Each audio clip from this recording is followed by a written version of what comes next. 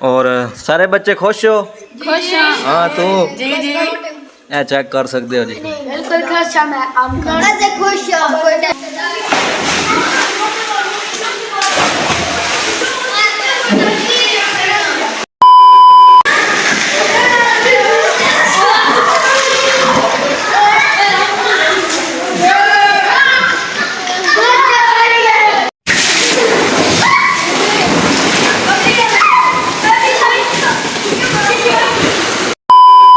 कितने बच्चे खुश हैं?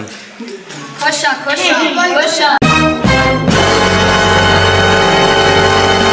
अस्सलाम वालेकुम, मैं ਤੁਹਾਡਾ ਆਪਣਾ ਅਬਦੁਰਮਾਨ ਮਦਨੀ। ਤੁਸੀਂ ਚੈਨਲ ਵੇਖਦੇ ਪਿਓ ਮਦਨੀ ਵਾਈਜ਼ ਪਿਕ। ਅੱਛਾ ਜੀ, ਅੱਜ ਤੁਹਾਨੂੰ ਮਦਰਸੇ ਦੇ ਬੱਚਿਆਂ ਦਾ ਮਾਹੌਲ ਵਿਖਾਉਂਦੇ ਆ। ਸ਼ਾਇਦ ਇਹੋ ਜਿਹਾ ਮਦਰਸਾ ਤੁਸੀਂ ਘੱਟ ਹੀ ਵੇਖਿਓ ਵੀ ਇੰਜ ਸਹੂਲਤਾਂ ਜਿੱਥੇ ਲੱਭਦੀਆਂ। ਚੈੱਕ ਕਰੋ ਮਾਸ਼ਾਅੱਲਾ, ਸਾਰੇ ਬੱਚੇ ਅੰਬ ਖਾ ਰਹੇ ਨੇ ਔਰ ਮਦਰਸੇ ਦੇ ਵਿੱਚ ਹੀ ਨਾ ਸਵਿਮਿੰਗ ਪੂਲ ਬਣਾਇਆ ਹੋਇਆ ਔਰ ਸਾਰੇ ਬੱਚੇ ਖੁਸ਼ ਹੋ?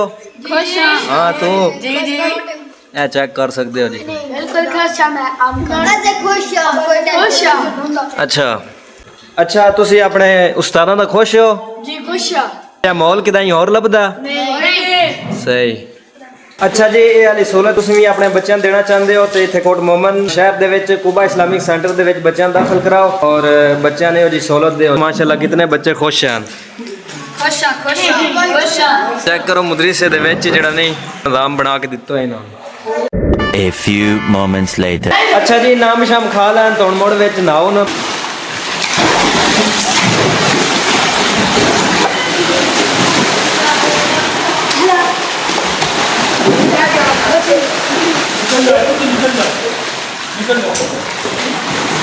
यार कितने खुश हैं बच्चे यार, ये खुशी कितनी लभदी है सही।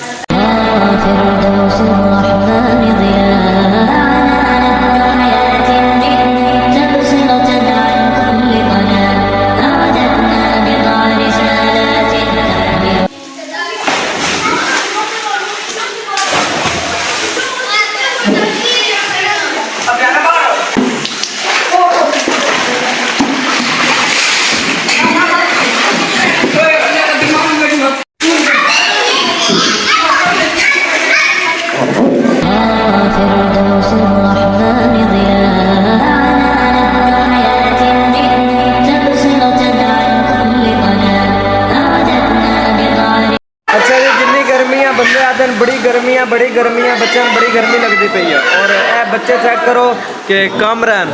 ए चेक करो इन्हें कम से कम इन्हें घंटा 2 घंटे हो गए नहा रहन और हैं हुण कमदे वधे। चेक करो